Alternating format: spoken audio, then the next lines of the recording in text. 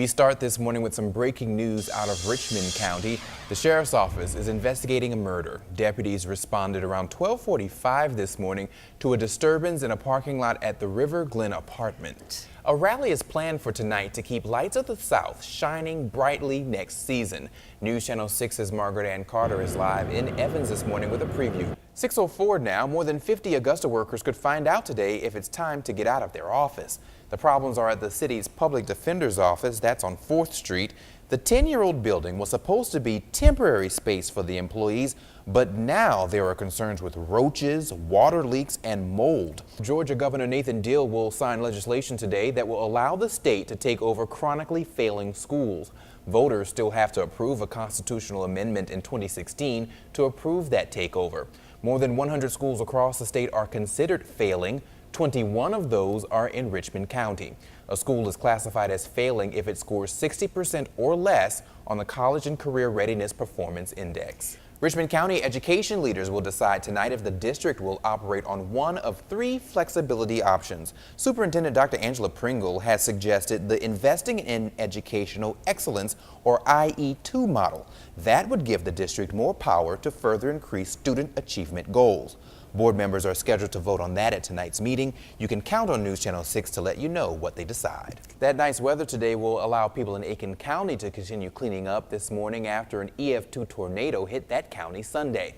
One of the hardest hit areas was Fox Hollow. One home you see here was destroyed, but luckily the family was not home.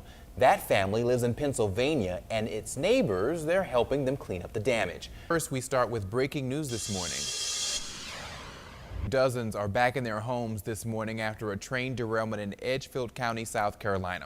Nicole Snyder is live in Edgefield County this morning, and good morning to you, Nicole. This is an example of just how much water you need for mosquitoes to breed. Protecting you. Right. Forming the antibodies. Right. And that was the shot.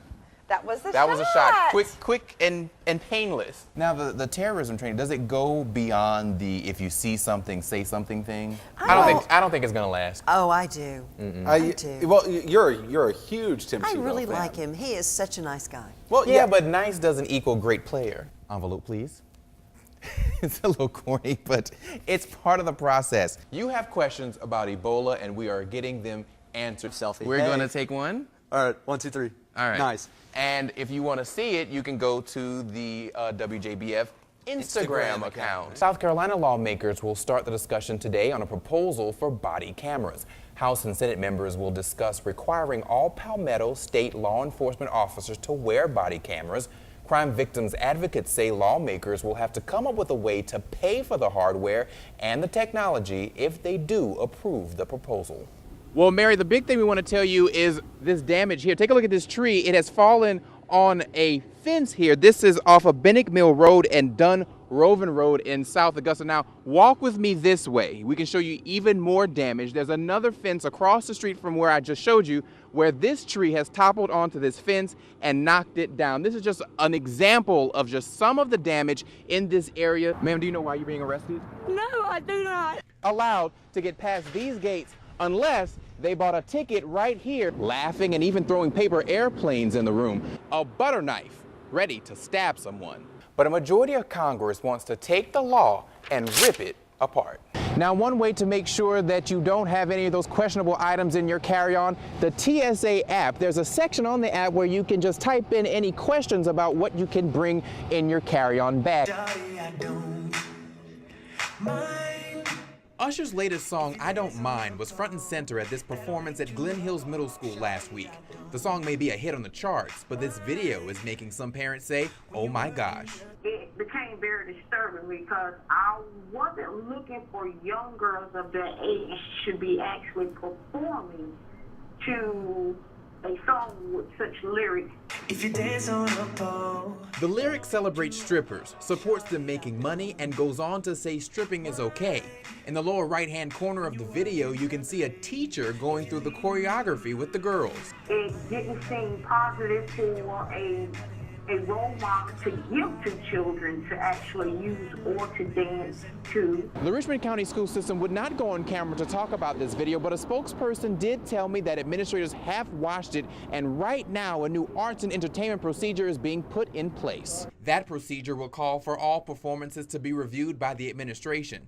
As the video continues to get shared on Facebook, parents just want the kids' future to be the main focus. Life is not about getting on the pole, making money, and entertainment. Life is about living and doing what you can to be the best person that you can be. It's been a long road to legalize medical marijuana in Georgia, but you can't get cannabis oil here, and crossing state lines with it is against federal law. Now there may be a loophole to help thousands of sick Georgians. On Thursday, Georgia Governor Nathan Deal will sign a law that makes it legal to possess up to 20 ounces of cannabis oil in Georgia. Valerie Weaver's son Preston has a severe form of epilepsy that doesn't respond to medication. They have been just two of the faces pushing to get the law passed. Completely ecstatic. It's been a long time coming, and it's been a long time needed. The bill would allow cannabis oil to be used to treat 8 conditions ranging from seizures to Parkinson's, helping nearly 500,000 Georgians get access, but access may be the problem. Colorado is the closest state to get it, but marijuana remains illegal under federal law and in every state between Georgia and Colorado. Until we have an in-state cultivation, processing, and delivery system in Georgia, we're going to continue to face these hurdles for our citizens. Republican Alan Peake authored the bill and says one Colorado company wants to help Georgians get the oil without having to leave home. It has agreed to ship the product to families here in Georgia. It's a very low THC product, and they can ship it because it's technically considered hemp. It is legal to take hemp across state lines, but anyone who needs more than that will have to take a trip to get it. I believe that it is worth the risk to have an improvement in the quality of life for these individuals with these qualifying conditions. Weaver says she's confident the state will get over this hurdle. Somebody in your family may suffer from one of these other debilitating conditions that could actually benefit from this. Wouldn't you want them to have access to it too? Peake says a commission will form to come up with a way to have cannabis oil made in Georgia. That will be discussed in next year's legislative session. Kristen, you may kiss your bride, Kayla. Same-sex couples are tying the knot in South Carolina. Several couples were given marriage licenses in Charleston on Wednesday. Chrissy DeLagle and Haley Latham are hoping to be one of the first same-sex couples to get a marriage license in Aiken County. I'm so excited to marry the woman of my dreams, but I'm so nervous that they're going to still say no. Yeah, this is a very exciting time for us in our community. We've strived so hard to come so far, and to know that South Carolina, of all places, are ready. So we're excited. We just hope that they don't say no. 30 minutes later, it's all over. Our couple coming out with an application in hand. For AIKEN to give us an application, but not even allow us to turn it in until 12 o'clock tomorrow, is a slight step backwards. I think they're still waiting for another stay. A stay Attorney General Alan Wilson is waiting on from the Supreme Court.